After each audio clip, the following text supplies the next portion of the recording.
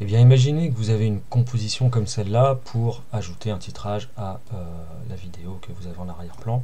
Donc votre mise en page est composée d'un calque vidéo, d'un calque de forme qui est l'aplat jaune, d'un calque de texte, et ensuite ici deux autres calques de forme pour le logo par exemple et pour un élément de design. Donc vous avez ces éléments-là et vous souhaitez animer cette mise en page entre la durée que vous avez indiquée ici, donc de 0 à 4 secondes.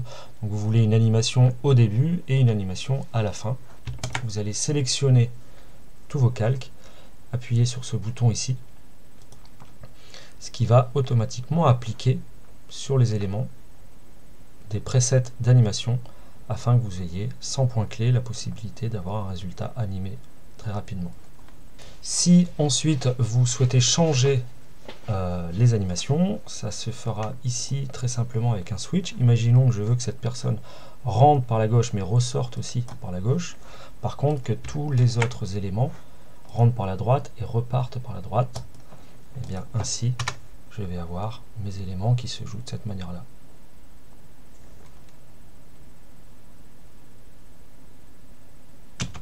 Et ainsi de suite, je peux changer si je veux que l'élément ici vienne du haut et que l'élément ici vienne du bas. Juste avec ces boutons, je vais recréer une animation. Si j'ai envie que l'image du fond n'ait pas d'animation, j'ai la possibilité ici d'appuyer sur fixe afin que la vidéo ne soit pas animée. Si vous avez envie de changer la durée de l'animation, il vous suffit de réduire la durée de vos calques. L'animation prendra en compte la durée des calques.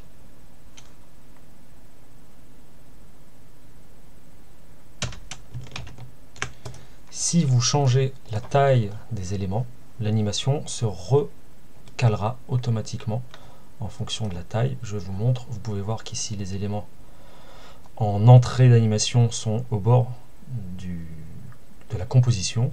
Et si je change la taille des éléments, ça n'aura pas d'impact et le script va permettre de les prendre en compte. Si je change la taille du texte ici, si je le fais plus grand ou plus petit, vous voyez qu'il reste bien au bord de l'écran.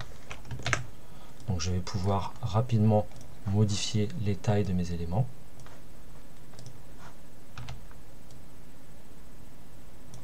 Et malgré tout, obtenir des animations qui seront toujours positionnées au bon endroit. Je peux aussi changer la position de mes éléments. Si je veux le carré ici, le texte en bas,